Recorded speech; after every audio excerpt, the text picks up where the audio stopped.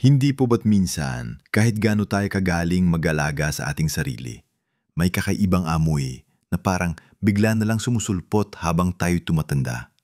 Hindi ito usapang hindi naliligo o hindi nag-aayos. Ito ay isang bagay na halos lahat tayo, lalo na sa ating edad, ay nararanasan o napapansin sa iba, pero madalas ay ayaw nating pag-usapan. Alam nyo ba, maraming kaibigan nating senior ang nakakaramdam ng pagkailang dahil dito. Minsan, naiwasan na ring makisalangwa sa iba o kaya na may labis na nag-aalala kung ano ang amoy nila sa paningin ng iba. Hindi ito dahil sa hindi ka malinis. Ito ay isang natural na pagbabago sa ating katawan. Pero ang magandang balita, hindi natin kailangan itong tanggapin na lang. Paano kung sabihin ko sa inyo na may isang simpleng sikreto, isang particular na bahagi ng ating katawan na kapag binigyan ng tamang atensyon at paglilinis, ay makakapagtanggal ng 99% ng kakaibang amoy na ito. Hindi ito isang mamahaling produkto o komplikadong ritual. Ito ay isang bagay na kaya nating gawin araw-araw ng madali. Sa video na ito, alamin natin kung ano ang sikretong ito at tatalakayin din natin ang ilang simpleng gawe at mga pagkain Pilipino na makakatulong para manatili kang sariwa, kampante at mabango. Natural na natural. Panoorin niyo po hanggang sa dulo dahil may isang bagay na talagang simpleng-simple at nakakagulat na makakatulong ang malaki sa inyo. Kaya mga kaibigan, huwag na nating patagalin pa. Dumiretso na tayo sa malaking sikreto, ang napakahalagang bahagi ng ating katawan na madalas ay hindi natin nabibigyan ng sapat na pansin lalo na sa ating edad. Hindi ito isang maliit na batik o isang solong lugar lang, kundi higit pa sa inaakala natin. Ang sikreto, mga mahal kong senior, ay ang balat mismo. Partikular ang mga bahagi ng ating balat na mas madaling mag-ipon ng mga natural na langis at dumi at kung saan nagaganap ang subtle na pagbabago sa paraan ng paglabas ng amoy habang tayo'y tumatanda. Isipin nyo ang mga tupi ng balat, ang likod ng ating mga tenga, ang leeg, ang ating mga kilikili, ang pusod at maging ang anit. Madalas sa mga bahaging ito ang punot dulo ng problema. Ang tunay na sekreto ay hindi lamang ang simpleng pagligo, kundi ang masusing, banayad at regular na paglilinis ng mga bahaging ito na madalas nating nakakaligtaan kasama na ang tamang pagpapatuyo. Alam niyo ba ang balat natin, lalo na habang tayo'y nagkakaedad, ay nagbabago. Hindi na siya tulad ng dati na kasing bata at kasing bilis mag-renew. Habang nagkakaedad tayo, ang ating balat ay gumagawa ng isang uri ng compound na tinatawag na nonenal. Ito ang chemical na sanhi ng tinatawag nating amoy matanda. Ang nonenal ay nabubuo kapag ang matatabang asido sa ating balat ay nag-oxidize. Ito ay natural na proseso at hindi ito nangangahulugang hindi tayo malinis. Ngunit may mga paraan para mapigilan ang pagdami nito. Kaya ang pagpili ng sabon at paraan ng pagligo napakahalaga. Hindi kailangan yung matapang na antibacterial dahil minsan tinatanggal dito pati ang mga mabubuting bakterya sa balat na sumusuporta sa kalusugan nito. Mas mainam ang sabong banayad, yung may neutral o slightly acidic pH, yung hindi nakakapagpatuyo ng balat at hindi nakakasira sa natural na barrier ng ating balat. Hanapin niyo yung mga sabong nakalagay na gentle, moisturizing o for sensitive skin. Kaya pagdating sa pagligo, hindi lang basta sabon-sabon at banlaw. Kailangan may pagtutok, may sensiridad. Simulan natin sa mga kilikili. Hindi lang basta punas, kundi siguruhin na naabot ang lahat ng sulok pati ang mga bahaging nagkakaroon ng tupi, lalo na kung may kalakihan tayo. Ganon din sa singit. Sa edad natin, madalas ay hindi na tayo kasing flexible tulad ng dati. Kaya minsan ay hindi natin naabot ng maayos ang mga bahaging ito. Bumamit ng malambot na basang tela o lufa para masigurong nalinis ang lahat. Tapos, ang likod ng tenga. Napakadalas nitong nakakaligtaan pero marami rin natitipong dumi, sebo at patay na balat yan. Pati ang leg, lalo na kung may mga linya o kulubot na nakakaipon ng pawis at dumi.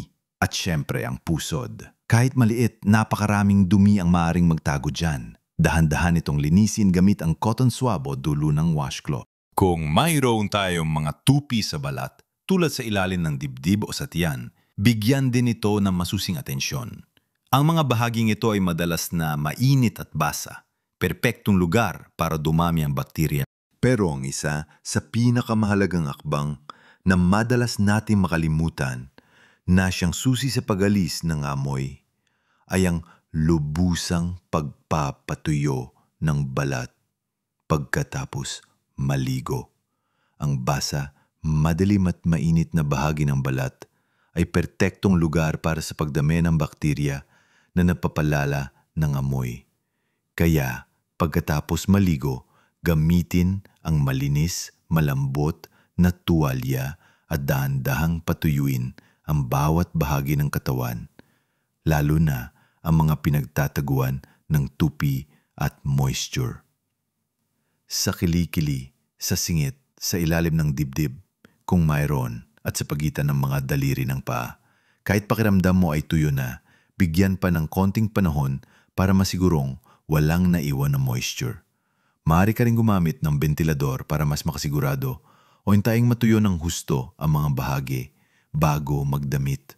Tandaan, isang beses lang sa isang araw ang pagligo o higit pa kung aktibo ka o mainit ang panahon. Ang consistency ang susi. Ngayon, bukod sa tamang paglilinis ng ating balat, isa pang napakahalagang gawi na dapat nating bigyan ng pansin ay ang pagpapanating hydrated ng ating katawan. Kapag hydrated ang balat at buong sistema natin, mas gumagana ito ng maayos. Ang dry skin ay minsan nagpapalala ng problema sa amoy dahil hindi nito epektibong nailalabas ang mga patay na selula ng balat na maaring mag-ambag sa pagdami ng nonenal. Ang simpleng pag-inom ng sapat na tubig ay nakakatulong sa detoxification ng katawan at nagpapanatili ng malusog na balat, hindi lang para sa uhaw, kundi para sa kalusugan ng buong katawan. Kadalasan, ang mga nakakatanda ay hindi gaanong nakakainom ng tubig dahil maaring hindi na sila gaanong nakakaramdam ng uhaw o kaya na may iniwasan nila ang madalas na pagpunta sa banyo. Ngunit napakahalaga nito. Maglagay ng baso o bote ng tubig sa tabi mo at uminom ng paunti-unti sa buong maghapon. Hindi kailangan na 1 litro agad, kundi unti-unti lang. Maaari ka ring uminom ng sabaw ng gulay o kumain ng mga prutas na sagana sa tubig tulad ng pakwan o melon. Matapos maligo at matuyo ng husto ang balat, ang paggamit ng light at unscented na moisturizer ay makakatulong din. Hindi ito para lang sa dry skin, kundi para mapanatili ang skin barrier ng ating balat. Ang malusog na skin barrier ay mas mahusay sa paglaban sa bakterya at pagpapanatili ng balat na sariwa. Piliin ang mga moisturizer na mabilis sumipsip at hindi malagkit. Iwasan ang mga may matatapang na pabango dahil minsan ang mga ito ay nakakapagdulot ng iritasyon at maaring lalo pang makapagpalala ng amoy. Isipin niyo ang ating balat tulad ng isang halaman. Kailangan nito ng sapat na tubig mula sa loob at kaunting pag-aalaga sa labas para manatiling malusog at puno ng sigla. Ngayon na napag-usapan na natin ang wastong pag-aalaga sa ating balat mula sa labas at ang pagpapanatili nito ng hydrated, alamin naman natin ang isa pang mahalagang aspeto na nagmumula sa loob. Isang bagay na madalas nating kinagigiliwan dito sa Pilipinas, ang ating kinakain. Napag-usapan na natin ang kahalagahan ng masusing paglilinis ng balat at ang pagpapanatiling hydrated nito para masugpo ang amoy na nauugnay sa pagtanda. Ngayon, ilipat natin ang ating atensyon sa kung ano ang ating inilalagay sa ating katawan. Dahil maniwala kayo o hindi, ang ating kinakain ay may malaking papel sa kung paano gumagana ang ating balat. At dahil dito, kung paano tayo bumabango o bumabaho. Ang ikatlong mahalagang gawi ay ang pagtanggap sa mga pagkaing sagana sa probiotics. Ang kalusugan ng ating bituka ay masugid na konektado sa ating pangkalahatang kalusugan kasama na ang ating balat at amoy ng katawan. Ang isang malusog na gut microbiome o ang balanse ng mabubuting bakterya sa ating bituka ay maaaring makaapekto sa balanse ng bakterya sa ating balat at maging sa ating metabolismo. Kapag malusog ang ating digestive system, mas epektibo nating napoproseso ang mga nutrients at nailalabas ang mga toxins na lahat ay nagaambag sa mas sariwang amoy. Paano ito gagawin? Napakadali lang. Magdagdag ng mga fermented na pagkain sa inyong dieta. Isipin ang ating mga paboritong lokal na pagkain tulad ng atsara, binurong papaya, o kaya naman ay buro, fermented rice at isda, hipon. Kung gusto niyo naman ng mas madali, ang mga komersyal na yogurt na may live cultures ay mainam din. Ang kimchi na sikat na ngayon ay isa ring magandang source ng probiotics. Ang mga pagkain ito ay nagdadala ng mabubuting bakterya na sumusuporta sa panunaw at pangkalahatang balanse ng ating katawan. Isipin nyo, parang isang harden ng ating katawan, kailangan ito ng magandang lupa, mga good bacteria, para mamulaklak. Kapag balanse ang ating loob, madalas itong napapakita sa labas, kasama na ang amoy natin. Hindi kailangan marami, sapat na ang konti araw-araw o bawat ilang araw. Kapat na gawi na kaugnay din ng pagkain ay ang pagkain ng maraming prutas at gulay na sagana sa antioxidants. Ang antioxidants ay nakakatulong sa paglaban sa oxidative stress sa katawan na siya nag-aambag sa pagkasira ng mga fatty acids sa balat na nagbubungga ng nonenal. Ibig sabihin, mas konti ang oxidative stress, mas konti ang nonenal na nabubuo. Paano ito isasama sa ating pang-araw-araw na pagkain? Layunin nating magkaroon ng makulay na plato. Ang ating mga lokal na prutas tulad ng mangga, papaya, bayabas, kalamansi at mga gulay tulad ng malunggay, ampalaya at talbos ng kamote ay punong-puno ng antioxidants. Hindi lang ito maganda para sa pangkalahatang kalusugan, sinusuportahan din ito ang kalusugan ng ating balat mula sa loob. Ang regular na pagkain ng mga ito ay parang nabibigay ka ng panangga sa iyong katawan laban sa mga nakakasamang elementong nagpapalabas ng masamang amoy. Isipin niyo ang mga makukulay na pagkain ito bilang natural na panangga ng inyong katawan na tumutulong upang panatilihing malinis at balanse ang lahat sa loob na nagre-reflect sa inyong pagiging sariwa. Sa halip na mag-snack ng biskwit, subukan ng sariwang prutas. Panglima, at ito ay tungkol sa lifestyle, ay ang regular at banayad na pisikal na aktibidad. Bagaman ang papapawis ay isang issue na kailangan nating linisin pagkatapos. Ang regular na pisikal na aktibidad ay nakakatulong sa sirkulasyon at pangkalahatang proseso ng detoxification na positibong nakakaapekto sa kalusugan ng balat. Nakakatulong din ito sa pamamahala ng stress, isa pang faktor na maaring makaapekto sa amoy ng katawan. Hindi naman kailangan na magbuhat ng mabibigat o tumakbo ng mabilis. Sapat na ang gentle walks, araw-araw, marahil sa paligid ng inyong subdivision o sa isang kalapit na parke. Ang simpleng stretching exercises sa bahay habang nanonood ng TV ay makakatulong din. Maging ang mga magagaan na gawaing bahay tulad ng pagwawalis o pagdidilig ng halaman ay counted. Ang mahalaga ay ang paggalaw. At tandaan, pagkatapos ng anumang aktibidad na nagpapawis, sundin ang tamang pagligo na napag-usapan natin sa simula.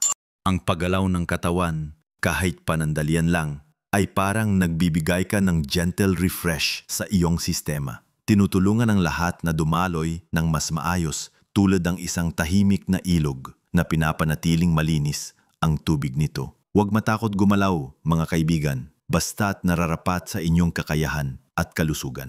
Ngayon na napag-usapan na natin ang panlabas at panloob na paraan upang manatili tayong sariwa at kumpiyansa, alamin naman natin ang ilang huling ngunit madalas na nakakalitang bahagi ng puzzle na talagang makukumpleto ang ating paglalakbay patungo sa pagiging pinakamabango at pinakasariwa nating bersyon ng sarili.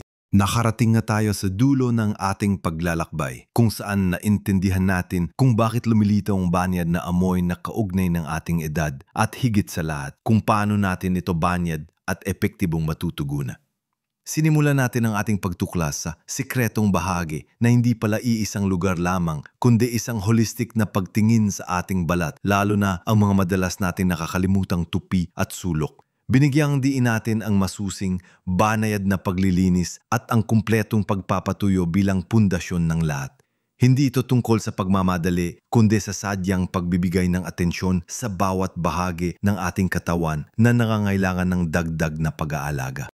Pagkatapos nito, sinuri natin kung gaano kahalaga ang pananatiling hydrated ng ating balat mula sa loob sa pamamagitan ng pag-inom ng sapat na tubig. Nalaman din natin na ang paggamit ng banayad na moisturizer pagkatapos maligo ay nakakatulong na mapanatili ang balat na malusog at protektado. Nakakapagtaka, hindi ba, na ang pag-inom lang ng tubig ay malaki nang may tutulong sa ating amoy? Pero totoo po yan. Malusog na balat, mas malusog na amoy. Pagkatapos, nilibot natin ang kapangyarihan ng ating bituka. Pinapaalalahanan ng ating sarili na buong puso nating tanggapin ang mga pagkaing sagana sa probiotics tulad ng atsara at yogurt sa ating pang-araw-araw na pagkain. Ito ay parang nagtanim tayo ng mabubuting binhi sa loob ng ating katawan upang lumago ang kapayapaan at kalusugan na magre-reflect sa ating pagiging sariwa. At syempre, huwag nating kalimutan ang makulay na plato dahil niyakap natin ang mga prutas at gulay na punong-puno ng antioxidants na nagsisilbing natural na protektor ng ating katawan laban sa mga panloob na proseso na maaring magdulot ng hindi kanais-nais na amoy. Ang bawat kagat ay isang hakbang patungo sa masariwang ikaw. Panghuli, tinalaki natin ang nakakapreskong kapangyarihan ng mabanayat na pisikal na aktibidad, hindi lamang para sa ating mga kalamnan at puso, kundi para sa pagpapabuti ng sirkulasyon at detoxification na tunay na tumutulong sa ating katawan na manatili sa harmonya. Ang bawat hakbang, bawat galaw, gaano man kaliit, ay nagdaragdag sa ating pangkalahatang kalusugan at pagiging sariwa. Tandaan po niyo mga minamahal kong kaibigan, ang mga pagbabagong ito ay hindi komplikado. Ang mga ito ay simple, practical na hakbang na natural na akma sa ating buhay. Ito ay tungkol sa pag-aalaga sa sarili, tungkol sa pakiramdam na komportable sa ating sariling balat at tungkol sa pagtanggap sa ating ginintuang taon ng may kumpiyansa at kaginhawaan. Hindi ito tungkol sa pagkahiya. Ito ay tungkol sa pagiging pinakawala ng kaalaman upang mabuhay ang iyong pinakamahusay na buhay. Ang maliliit na pagbabago na ginagawa ng tuloy-tuloy at may kabaitan sa ating sarili ay tunay na nagdudulot ng malaking pagkakaiba sa ating pangkalahatang kapakanan, sa ating kalusugan, at oo, maging sa kung gaano tayo kasariwa at kaaya-aya ang pakiramdam sa buong maghapon. Umaasa po ako na ang video na ito ay nagbigay linaw sa usaping ito na madalas ay sensitibo ngunit napakadaling lutasin. Gusto ko pong marinig mula sa inyo, sinubukan na ba ninyo ang alinman sa mga tip na ito? Mayroon ba kayong sariling sikreto para manatiling sariwa at kumpiyansa? Ibahagi po ninyo ang inyong mga salubin at karanasan sa comment section sa ibaba. Ang inyong mga insight ay maaari makatulong sa napakaraming iba pa sa ating komunidad. Kung nakita ninyong kapakipakinabang at nakapagbibigay lakas ng loob ang video na ito, mangyaring i-like po ninyo ito upang mas marami pa sa ating mga kapwa senior ang makatuklas sa mga mahalagang tip na ito. At kung hindi pa po kayo nagsusubscribe, mangyaring mag-subscribe po kayo sa ating channel. Kami po ay nakatuon sa pagbibigay sa inyo ng mas praktikal, nakapagpapasigla at nakapagbibigay kapangyarihang payo na idinisenyo lalo na para sa ating napakagandang senior community upang hindi nyo mapalampas ang anumang mga lihim o gabay sa hinaharap. Laging tandaan, ang edad ay numero lamang pagdating sa pamumuhay ng isang masigla, kumpiyansa at masayang buhay. Yakapin ang bawat sandali, pahalagahan ang inyong kapakanan at patuloy na magningning ng maliwanag, pakiramdam na sariwa at kamangha-mangha sa bawat edad. Karapat-dapat kayong mamuhay ng inyong pinakamahusay na buhay, puno ng kumpiyansa at kaginhawaan. Salamat po at hanggang sa muli.